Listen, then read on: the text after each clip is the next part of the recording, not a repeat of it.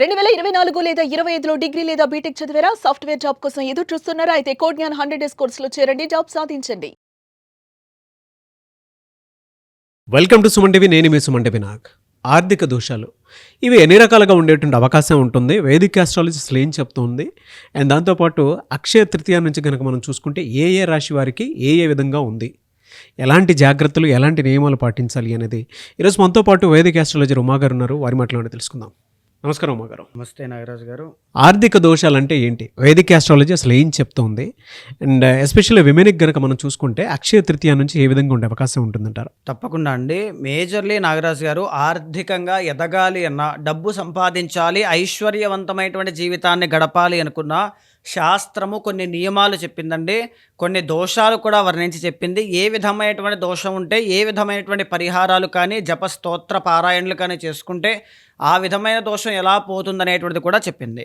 ఏదైతే పరిహారం ఉంటుందో కొన్ని వాటికి మంత్రంతో సరిపోతుంది, కొన్ని వాటికి పూజలు చేయాల్సి వస్తుంది, కొన్ని వాటికి హోమము లేదా యాగము యజ్ఞము చేయాల్సి వస్తుంది.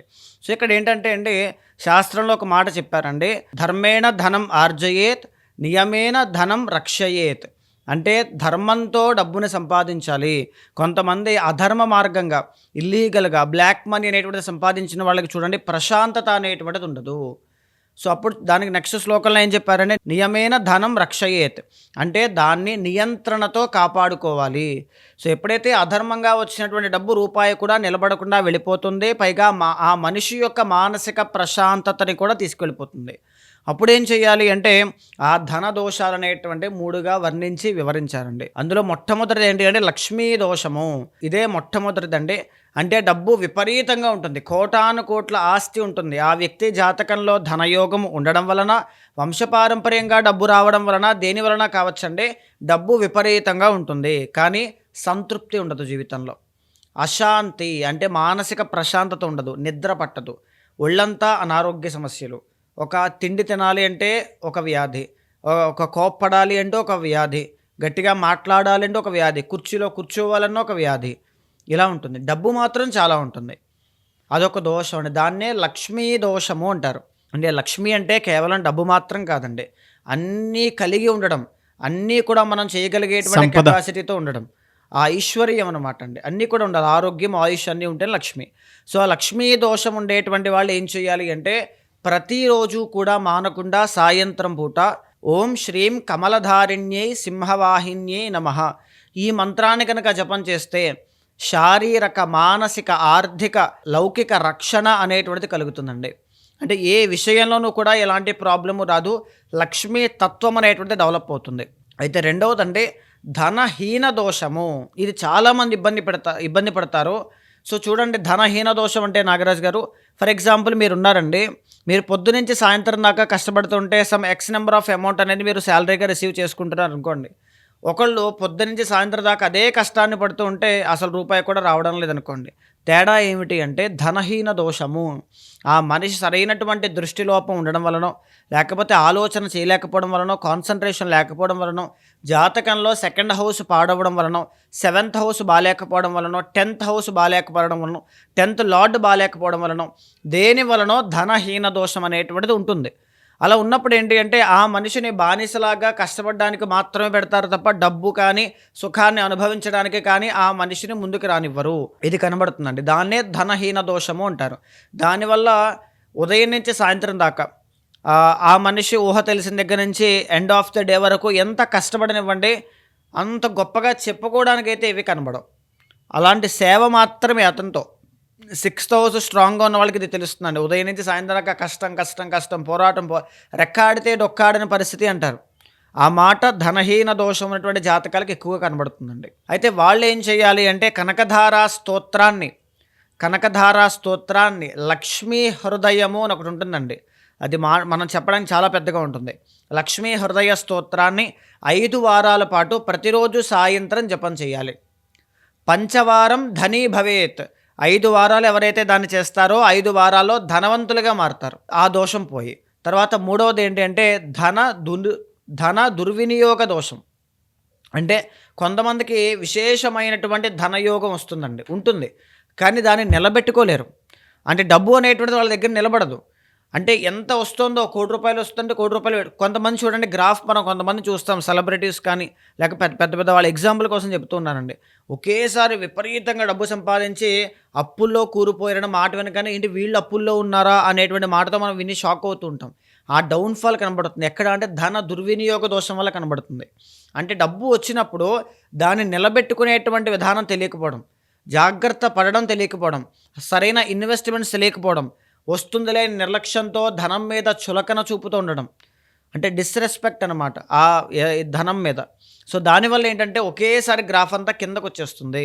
అదే ధన దుర్వినియోగ దోషం అండి. డబ్బు నిలబడదు వాళ్ళ దగ్గర. 12th హౌస్ స్ట్రాంగ్‌గా ఉంటే. అంటే వాళ్ళు ఎవరైనా మోసం చేసినా చేస్తే చేశారు నేను మళ్ళీ సంపాదించగలను. అంటే ఆ డబ్బు మీద రెస్పెక్ట్ పోయింది. ₹10 ఖర్చు పెట్టాల్సిన చోట 10,000 ఖర్చు పెట్టేసి నా దగ్గర ఉంది కదా! ఆ డబ్బు మీద డిస్‌రెస్పెక్ట్ అనమాట. ధన దుర్వినియోగ దోషం ఉండడం వల్ల ఆర్థిక ఇబ్బందులు, అప్పుల పాలవుతున్నటువంటి వాళ్ళు చాలామంది ఇప్పుడు జాతకాల్లో కనబడుతుందండి. 12th హౌస్ స్ట్రాంగ్‌గా ఉంటే. అయితే వీళ్ళు చేయాల్సింది ఏంటి అంటే డబ్బు నిలబడడానికి ఓం శ్రీం మహాలక్ష్మీ నమః ఈ యొక్క మంత్రాన్ని ప్రతిరోజు ఉదయం, సాయంత్రం 2 పూట్ల చేయాలండి. అలా చేసిన వాళ్ళకి మాత్రమే అది సిద్ధిస్తుంది. సో మీరు చెప్పిన దాని ప్రకారం మేషరాశి వారికి ఎస్పెషల్లీ విమెన్కి అక్షయ తృతీయ నుంచి ఇయర్ ఎండ్ వరకు అసలు ఏ విధంగా ఉండే అవకాశం ఉంటుందంటారు? అంటే ఈ ఆర్థిక దోషాల్లో అసలు ఏముంది ప్రస్తుతం వాళ్ళకి? నిజం చెప్పాలి అంటే నాగరాజు గారు మేషరాశి వాళ్ళకి ఈ 3 దోషాలు కూడా ఖచ్చితంగా కనబడతాయి. లేదా మేషరాశి వాళ్ళు మీరు నేను చెప్పినటువంటి దోషాలన్నీ కూడా ఒకసారి వినండి. మీకు 2025వ సంవత్సరం ఏప్రిల్ దగ్గర నుంచి ఆ 3 విషయాలు కూడా జీవితంలో వచ్చాయో లేదో మీరే కావాలంటే గుర్తు చేసుకోండి. ఎందుకు అంటే మొట్టమొదటి లక్ష్మీ దోషం అని చెప్పుకున్నామండి.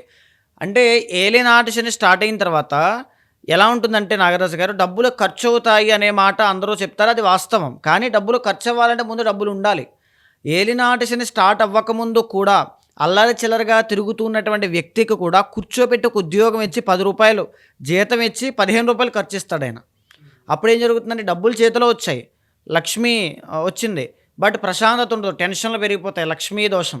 రెండవది ధనహీన దోషం. 12th శని ఉంటే ఏం జరుగుతుందంటే ఎన్నో సందర్భాల్లో చెప్పుకున్నాం, ఎంత కష్టపడినా రిజల్ట్స్ అనేటువంటివి రావు, ఎంత కష్టపడినా అనుకున్నటువంటిది సాధించలేకపోతారు.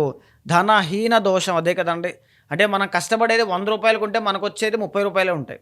ఆ రకంగా ఉంటుంది ధనహీన దోషం. మూడోది చెప్పనక్కర్లేదండి ధన దుర్వినియోగ దోషం.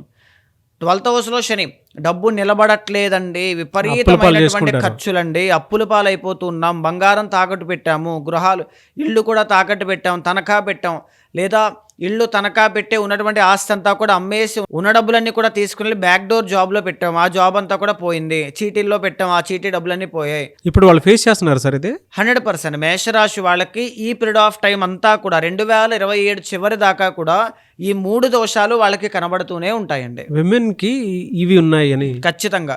ఒకవేళ నేను వర్కింగ్ కాదు కదండి, నాకెలా కనబడుతుంది అనుకుంటే మీ వల్ల అంటే మీకున్నటువంటి దోషం వల్ల మీ హస్బెండ్కి అది కనబడుతుందండి. ఫర్ ఎగ్జాంపుల్ ఇది కూడా చాలామంది అడుగుతూ ఉంటారండి, అంటే మాకుంటే హస్బెండ్కి ఎలా ఉంటుంది అని. చూడండి, మనం చిన్నప్పుడు అందరం కూడా తండ్రి సంపాదిస్తే బ్రతికిన వాళ్ళమే, చదువుకున్న వాళ్ళమే, బ్రతికిన వాళ్ళమే.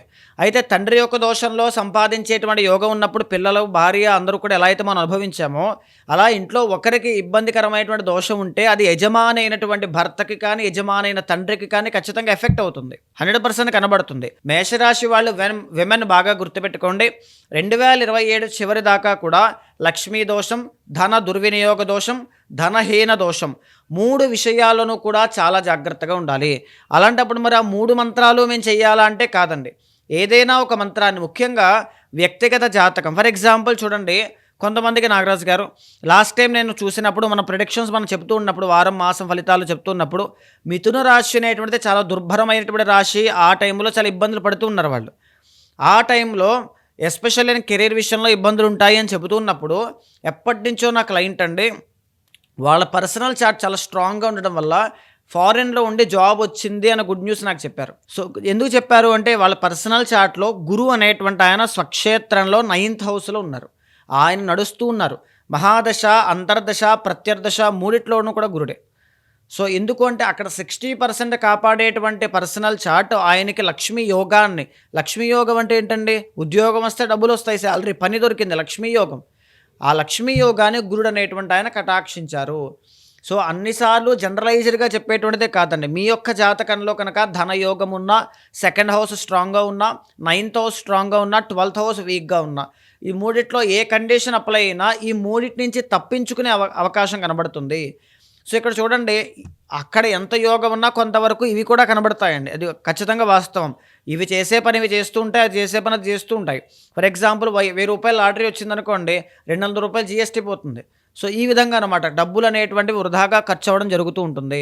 మేషరాశి వాళ్ళు ఎస్పెషల్లీ ఎప్పటి వరకు ఇబ్బంది పెడతారండి, నవంబర్ 1వ తారీఖు దాకా ఈ 3 దోషాలు కూడా తీవ్రంగా ఇబ్బంది పెడతాయండి. సో దీనికి సొల్యూషన్ ఏమిటి అంటే, ఏప్రిల్ 20వ తారీఖున ఏదైతే వైశాఖ శుద్ధ తదియ రాబోతోందో దీన్నే అక్షయ తృతీయ అంటామండి. ఈ అక్షయ తృతీయ నాడు కనుక వ్యక్తిగత జాతకం ద్వారా కొన్ని దానములు కానీ, కొన్ని పరిహారములు కానీ, కొన్ని పూజలు కానీ, అవసరమైతే యజ్ఞము కానీ, యాగము కానీ, ఏదైనా వాళ్ళ యొక్క శక్తి, వాళ్ళ యొక్క సమస్య ఆధారంగా అక్షయ తృతీయ నాడు చేయండి. అక్షయ తృతీయ నాడు మీరు చేసిందంతా కూడా అక్షయ ఫలితాన్ని ఇస్తుంది. వెంటనే రిజల్ట్స్ కనబడిపోతాయండి. ఈవెన్ హెల్త్ ఇష్యూస్తో బాధపడేటువంటి వాళ్ళకి, లేకపోతే అలిమోనీ కేసెస్తో ఇబ్బంది పడేటువంటి వాళ్ళకి కూడా అక్షయ తృతీయ నాడు నేను చేయడం వల్ల ఇమీడియట్ రిజల్ట్స్ కనబడ్డాయండి. Within 1-2 days. 1-2 డేస్లో రిజల్ట్ కనబడుతుందని నాకు కూడా చాలా సందర్భాల్లో సందేహం అండి. ఎందుకంటే అక్షయ తృతీయ అంత ఫలితం ఇస్తుంది. అక్షయ తృతీయ నాడు మీ జాతకం చూపించుకొని ఆ రోజు ఉండేటువంటి ఏ దోషాలు ఉన్నా సరే ఆ రోజునే చేయండి. మీకు ఆ రిజల్ట్ అనేది ఎలా కనబడుతుందో చూడండి. విత్ ఇన్ డేస్లో ఆ రిజల్ట్ని మీరు అనుభవిస్తారు. మీరు చెప్పిన దాని ప్రకారం అండి, వేదిక ఆస్ట్రాలజీ ప్రకారం కనుక మనం చూసుకుంటే వీళ్ళకు ఉండేటువంటి దోషాలు వాళ్ళ వ్యక్తిగత జాతకం ప్రకారం అసలు ఏ విధంగా తెలుసుకోవాలంటారు? ఒకవేళ మిమ్మల్ని అప్రోచ్ అవ్వాలంటే ప్రాసెస్ ఏంటి? అంటే ఈ దోషాలకి రెమెడీస్ అసలు పర్సనల్గా వాళ్ళు చేయించుకోవాలి అనుకునేటువంటి వాళ్ళకి. తప్పకుండా అండి. అలా ఎవరున్నా సరే వ్యక్తిగత జాతకం చూపించుకునేటువంటి సందర్భంలో ఒక ఆస్ట్రాలజర్గా ఫర్ ఎగ్జాంపుల్ మీరు అపాయింట్మెంట్ తీసుకుని జాతకం చూపించుకున్న తర్వాత ఇంక అయిపోయిందన్న విషయంలో కాకుండా, ఏ మంత్కి ఆ మంత్ మీకు గైడెన్స్ కావాలి అన్నా, లేకపోతే ఏదైనా ప్రాబ్లం ఉంది, సజెషన్ కావాలి, అడ్వైస్ కావాలి, ఎప్పుడు నాతో మాట్లాడాలి అన్నా సింగిల్ టైం అపాయింట్మెంట్ ఉంటుంది తప్ప తర్వాత ఏ రకమైనటువంటి అపాయింట్మెంట్ ఫీజు ఉంటుందండి. అలా ఎవరికైనా సరే 3 months గైడెన్స్ కావాలి, 6 months గైడెన్స్ కావాలి, ఆర్ 1 year గైడెన్స్ కావాలి, ఏ విధంగా ఇన్వెస్ట్మెంట్స్ రూపంలో కావచ్చు, పెళ్లి విషయంలో సజెషన్స్ కావాలి, సంతానం విషయంలో సజెషన్స్ అనేటువంటివి కావాలి, ఆర్ మనీ నిలబడట్లేదు దానికోసం ఏదైనా టిప్స్ ఎప్పటికప్పుడు కావాలి, ఇలాంటివి ఏవైనా ఉన్నా ఒక బ్రదర్లా కావచ్చు, ఆస్ట్రాలజర్లా కావచ్చు, ఫ్యామిలీ మెంబర్లా కావచ్చు, ఖచ్చితంగా నా సపోర్ట్ ఇస్తాను. భగవత్ అనుగ్రహం కలిగేలా చేస్తాను. థ్యాంక్ యూ అండి. థ్యాంక్ యూ సో మచ్ అమ్మగారు. నమస్తే అండి. చూసారు కదండి వీడియో. ఈ వీడియోపై మీ అభిప్రాయం కమెంట్ బాక్స్లో పోస్ట్ చేయండి. అండ్ మీరు కనుక ఉమాగారి అపాయింట్మెంట్ కోసం అని చెప్పి సంప్రదించాలి అనుకుంటే స్క్రీన్ మీద కనిపిస్తున్న number call or message WhatsApp చేసి వెంటనే అపాయింట్మెంట్ బుక్ చేసుకోండి. ఈ వీడియో లైక్ షేర్ మాత్రం తప్పకుండా చేయండి. ఇలాంటి మరిన్ని వీడియోస్ కోసం మా ఛానల్ ఫాలో అవ్వండి. Thank you.